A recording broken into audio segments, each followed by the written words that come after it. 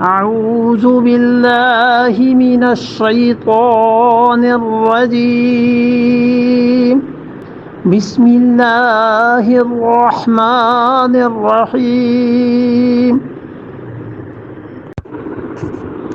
إنما يستجيب الذين يسمعون والموتى يبعثهم الله ثم إليه يرجعون انما بلا شک و شبہ یستجیب مانتے ہیں الذین وہ لوگ یسمعون جو سنتے ہیں والموتى اور مردے یبعثهم اللہ اللہ انہیں اٹھائے گا مردوں کو ثم الیہ یرجعون اور پھر اللہ کی طرف لوٹ کر جائیں گے. یہاں اللہ تعالی نے دو چیزوں کو مقابلے میں بیان کیا. فرمایا کہ بات کو سنتے ہیں، اسلام کو، شریعت کو، وحی کو، آپ کے پیغامات کو، آپ کی تربیت کو قبول کرتے ہیں. کون؟ الذین یسمعون جو لوگ کے سنتے ہیں. والموتى اور ان کے مقابلے میں فرمایا ہے کہ جو مردہ ہیں وہ تو نہیں سنتے، وہ تو کیا ہے قبول نہیں کرتے. تو یہ جو ایک کو دوسرے کے مقابلے میں لائے ہیں تو مفسرین کہتے ہیں کہ اس کا مطلب یہ ہے کہ موتا سے مراد کفار ہیں کہ کافر، اور جو لوگ سنتے ہیں یہ ہیں مومن. تو اللہ تعالی نے فرمایا انما یستجیب الذین یسمعون اور آپ کی بات مانتے ہیں وہ جو سنتے ہیں. جو سنتے ہیں وہ مانتے ہیں، مطلب یہ ہے کہ صحیح نیت سے سنتے ہیں، خالی ذہن کے ساتھ آپ کی مجلس میں حاضر ہوتے ہیں، اعتراض کی نیتیں لے کے نہیں آتے. اس لیے نہیں آتے کہ آپ کی باتوں میں کوئی عیب نکالیں. تو وہ لوگ مانتے ہیں پھر، کیونکہ صاف ذہن ہوتا ہے. اسی لیے یہ جو صاف ذہن ہوتا ہے نا، یہ جلدی بات کو قبول کر لیتا ہے. جس آدمی کو زیادہ اعتراضات یہ چیزیں نہیں ہوتی، وہ صاف ذہن ہوتا ہے، حق اس کے سامنے جب پیش ہوتا ہے تو اس حق کو جلدی قبول کر لیتا ہے، کیونکہ اپنا دامن، اپنا قلب صاف.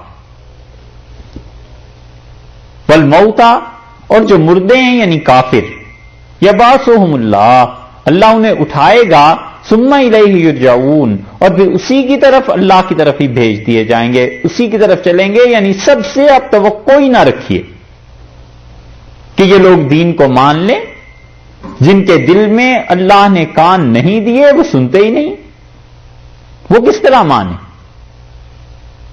اور یہ کافر، ان کی مثال اللہ نے مردوں سے دے دی کہ قیامت میں دیکھ کر یقین کریں گے. جیسے مردہ جو ہے نا، جو قیامت کو مانتا ہی نہیں، پیچھے کل اس کی مثال گزری نا کہ وہ مردے جو قیامت میں اللہ کے سامنے پہنچیں گے تو پھر اللہ کہے گا کہ الیس ھذا بالحق، کیا یہ آج کا دن سچ نہیں ہے؟ تو وہ کہیں گے اللہ بالکل سچ ہے. ٹھیک ایسے ہی یہاں بھی یہ بات آ گئی کہ جیسے وہ اس دن اقرار کریں گے، یہ کافر بھی ہمارے سامنے پہنچیں گے تو اقرار کریں گے، باقی اس سے پہلے یہ اقرار نہیں کرتے. اس سے معلوم ہوتا ہے کہ تربیت کے لیے صاف ذہن کا ہونا ضروری ہے. اور اسی لیے بچوں کی تربیت ہو جاتی ہے کہ بچے ایک ذہن ہوتا ہے ان کا کہ استاد جو تعلیم دے رہا ہے یہ تعلیم ٹھیک ہے، اس کو قبول کر لینا چاہیے. تو تربیت کے لیے بچوں کو سب سے پہلے دیکھنا چاہیے، اور وہ ذہن جو نئے نئے بیدار ہوئے ہوتے ہیں ان پر محنت کرنی چاہیے. اسی بنیاد پر قومیں اٹھتی ہیں، اسی بنیاد پر تعلیم دی جاتی ہے اور تربیت کی جاتی ہے. جو کچھ تعلیم و تربیت ہو گئی وہ زندگی بھر اس کا اثر رہتا،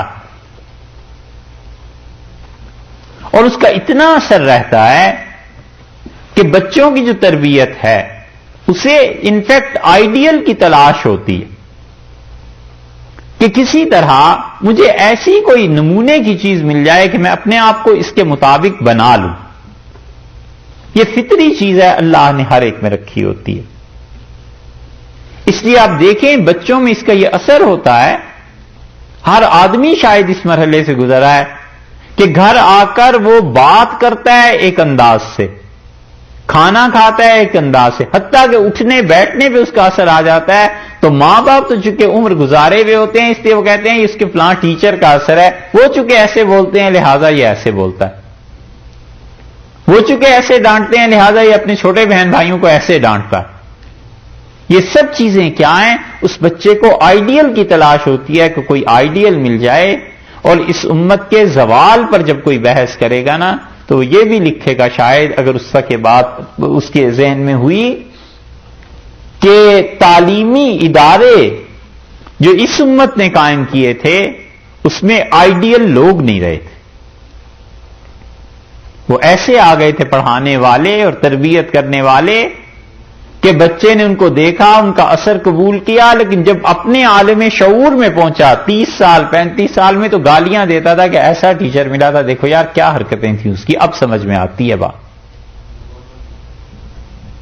اور اسی طرح جو آئیڈیل ہوتے ہیں پھر 20 30 برس کے بعد بھی خیال آتا ہے کہ کتنے اچھے تھے، پھر آدمی کی تربیت پہ اثر پڑتا ہے. یہ کافر سننے والے نہیں تھے، اعتراض کرنے والے تھے. تو اس لیے یہ چاہیے مسلمانوں کو کہ اگر وہ کام کرنا چاہیں تو ایسے ادارے بنائیں، آئیڈیل ہونا چاہیے، شخصیت سامنے ہونی چاہیے، اس جیسے دیکھ کے بنے. رابندر ناتھ ٹیگور کو نوبل پرائز ملا تھا نا، تو ٹیگور آ رہے تھے ہندوستان کی سفر سے واپس، اور اتفاق ایسا کہ سید سلیمان ندوی رحمۃ اللہ علیہ اور مفتی کفایت اللہ صاحب رحمۃ اللہ علیہ بھی اسی پلین میں آ رہے تھے. تینوں کی ملاقات ہو گئی تو بڑی خوشی سے ملے. سید سلیمان ندوی رحمۃ اللہ نے کہا کہ ہندوؤں کے جس فرقے سے آپ تعلق رکھتے ہیں اس میں ساری چیزیں جمع ہو گئی ہیں خیر کی. لڑائی آپ نے نہیں کرنی، جانوروں کو ذبح آپ نے نہیں کرنا، کسی کو دکھ آپ نے نہیں دینا، ہر ایک کی مدد کرنی ہے، ہر ایک کے ساتھ اچھی طرح. اور ہندوؤں میں سب سے اچھی تعلیمات آپ کی ہیں، اس کے باوجود آپ کا فرقہ پھیلا کیوں نہیں؟ یہ مجھے نہیں سمجھ آئی. کیونکہ انسانیت دوستی ہے، یہ تو پھیلنا چاہیے. تو انہوں نے کہا سید صاحب آپ کا مذہب کیوں پھیل گیا اسلام؟ اور پھر رابندر ناتھ نے کہا، اس نے کہا حضرت بات یہ ہے کہ ہمارے مذہب میں کوئی آئیڈیل شخصیت پیدا نہیں ہوئی جسے دیکھ کے لوگ اپنی زندگیاں اس کے مطابق بناتے. اور آپ کے یہاں حضور اقدس صلی اللہ علیہ وسلم تھے، پھر ان کے بعد انہوں نے اپنے جانے کے بعد ہزاروں آدمی ایسے چھوڑے جنہیں دیکھ کے لوگ اپنی زندگیاں بناتے تھے. اس وجہ سے آپ کا مذہب پھیلا، اور ہمارے مذہب میں ایسا شخصیت، ایسا آئیڈیل آدمی کوئی آیا ہی نہیں. یہ چیزیں ادارے ایسے بنے جن میں ایسے لوگ ہوں تو پھر بچے انہیں دیکھ کر ان کا اثر قبول کرتے ہیں، بات کا اثر قبول کرتے ہیں. اور یہ کافر حضور اقدس صلی اللہ علیہ وسلم کی مجلس میں اس لیے تھوڑے ہی آتے تھے کوئی اثر قبول کریں. ہاں صحابہ رضی اللہ عنہم آتے تھے، اس لیے اللہ نے فرمایا کہ انما یستجیب الذین یسمعون، اور آپ کی بات تو وہ سنتے ہیں جو آپ کی بات تو وہ لوگ قبول کرتے ہیں، مانتے ہیں، اپنی زندگیوں کو تبدیل کرتے ہیں جو سنتے ہیں. اور رہ گئے یہ کافر، تو یہ تو مردوں کی طرح ہیں. قیامت میں جیسے مردے اللہ کے سامنے پیش ہو جائیں گے ایسے ہی یہ بھی پیش ہو جائیں گے، اور یہ لوگ تو بھی اس کی طرف لوٹیں گے، پھر پتہ چلے گا کہ حقیقت کیا تھی. بات پچھلی آیت میں اور اس آیت میں وہی ہوئی تربیت کی کہ رسول اللہ صلی اللہ علیہ وسلم چاہتے تھے کہ کوئی معجزہ ہو جائے. اللہ نے فرما دیا کہ ہم تو معجزہ دینے کے نہیں، اور آپ اگر چاہتے ہی ہیں تو پھر ایسے کر لیجیے. یہ دلیل ہے اس بات کی کہ یہ ضروری نہیں ہے کہ آدمی جس چیز کے لیے ارادہ کر لے وہ ضروری نہیں ہے کہ اسے مل بھی جایا کر. اسی لیے یہ جو بعض اوقات نبی علیہ الصلوۃ والسلام کی یا کسی انبیاء علیہ الصلوۃ والسلام میں سے کسی کی دعا کو قبول نہیں کیا نا اللہ نے، وہ اسی آیت کے مطابق ہے کہ بندے کا ارادہ اپنی مراد کو پانے کے لیے قطعی اور لازمی چیز نہیں ہے. یہ بھی ضروری ہے کہ اللہ مانے تب، اور اگر اللہ تعالیٰ نہ مانے تو قطعی ارادہ بندہ حضور اقدس صلی اللہ علیہ وسلم سے زیادہ کون کر سکتا تھا؟ اللہ نہ چاہے تو نہ دے. رسول اللہ صلی اللہ علیہ وسلم فرمایا میں نے اللہ سے 3 دعائیں مانگی اور میں نے اللہ تعالیٰ سے عرض کیا کہ میری امت کو قحط سے ہلاک نہ فرمائیں، بیک وقت سارے لوگ قحط میں پڑ جائیں، تو مجھ سے فرمایا ٹھیک ہے۔ میں نے عرض کیا کہ دوسری بات یہ کہ میری امت کے گناہ ان کی وجہ سے ان کے چہرے نہ تبدیل کیے جائیں، تو مجھ سے فرمایا یہ بھی ٹھیک ہے۔ اور میں نے کہا اللہ انہیں اتحاد دے دیں، تو اللہ تعالیٰ نے فرمایا یہ نہیں۔ اس پہ محدثین کہتے ہیں کہ رسول اللہ صلی اللہ علیہ وسلم کی جو تیسری دعا قبول نہیں ہوئی، یہ اس کی دلیل ہے کہ بندے کا پکا ارادہ کر لینا اور مانگنا یہ ضروری نہیں ہے کہ اللہ تعالیٰ اس کو مان بھی لیں۔ وہ شہنشاہ ہے، مطلقاً بادشاہ ہے، جو چاہے سو کرے، اسے پتا ہے کہ کیا حکمت ہے، کس چیز کو ماننا ہے، کس چیز میں بندے کی التجا کو قبول کرنا ہے، کس چیز میں نہیں کرنا۔